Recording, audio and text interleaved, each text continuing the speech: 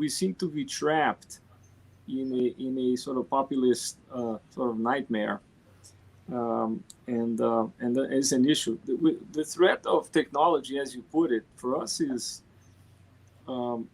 really scary, and some of it is people just don't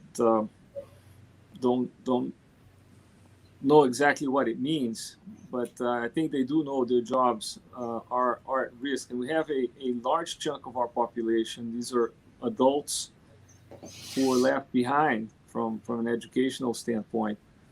So the catching up is very complicated. Yeah, but I think you don't, I mean, when we talk about inequality here, there's lots of different inequalities going on. So you just mentioned educational inequality, for instance. So you've got a group that's not well educated and a group that is. That seems to me in itself is very divisive, whatever the income consequences of That's that. right. Political divisiveness, I think, is incredibly important too. So that, you know, one thing that seems to have happened, you know, we used to worry about you guys being hostage to populism. Now we've become hostage to populism, and so have many other European countries. And part of it, I think, is because an inequality of relationships or of respect, so that many groups feel they don't have any say in what goes on in the country.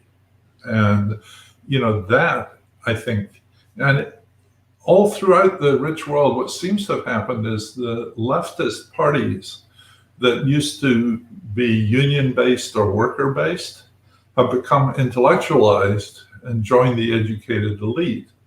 And the right has always represented money and landed interest sort of idea. So there's nothing left for the people who used to be represented by the Socialist Party. Now, in the US, that was done more or less deliberately by the McGovern Committee in the early 1970s, and the Democratic Party became a party, you know, of educated elite and minorities, that coalition.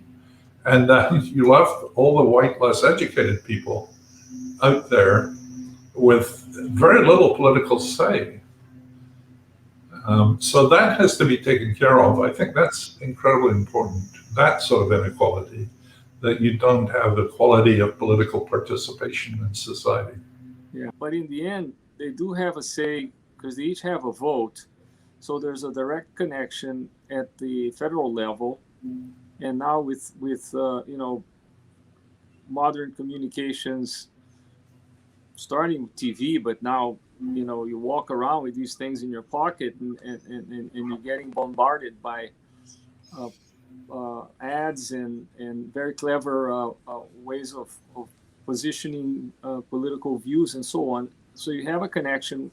You also have at the top these social programs that are good, but they people see them as being connected to one charismatic leader. So you have that as well.